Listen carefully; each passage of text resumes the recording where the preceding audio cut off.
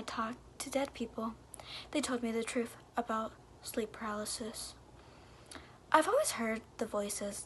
Most of the time they're soft and gentle. I don't mind them being there.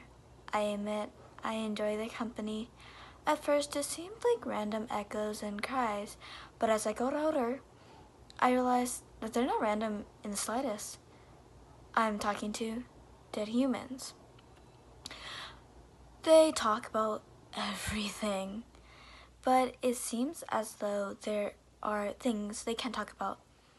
I've made a list of few general rules, but that's a story for another time. I laid in bed. I don't normally have much trouble going to sleep now. I used to. The voices were too loud, but now I've gotten used to them, and over time I've convinced them to settle down when I sleep. I can still hear them when I'm asleep, but not as distractively. Tonight was different. When I did finally get to sleep, the voices weren't jumbled and random. I heard every word with great detail. They spoke of the sea. I saw myself standing on the beach in my dream. They spoke of the mountains.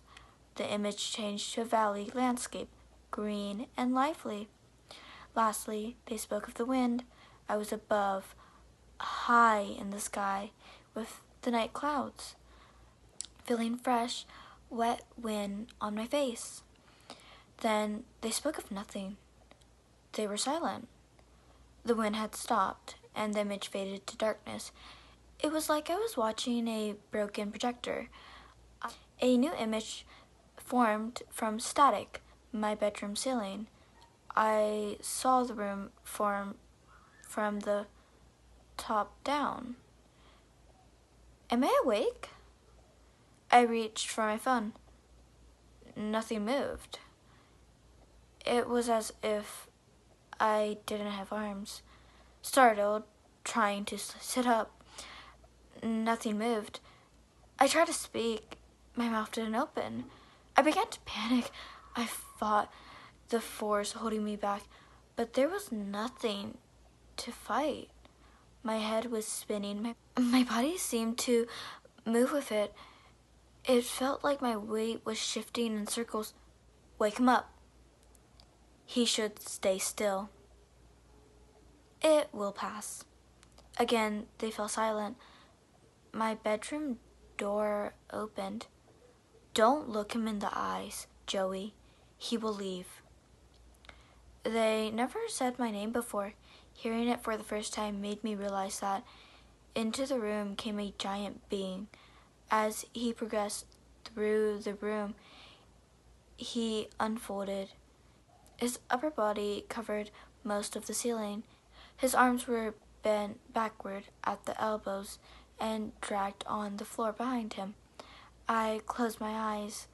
I tried to scream. Silence. The voices were still quiet. As crazy as it sounds, I believe they were hiding from it. I heard a loud animal noise, like an elk, but it wasn't in my ears. It was in my head. Keep it out. Don't let it in.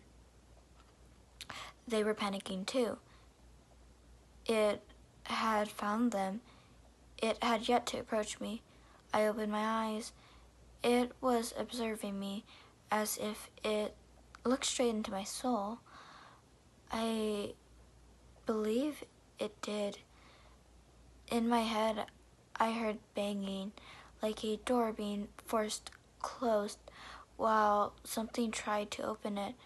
It was breaking into my head, and the people were keeping it out.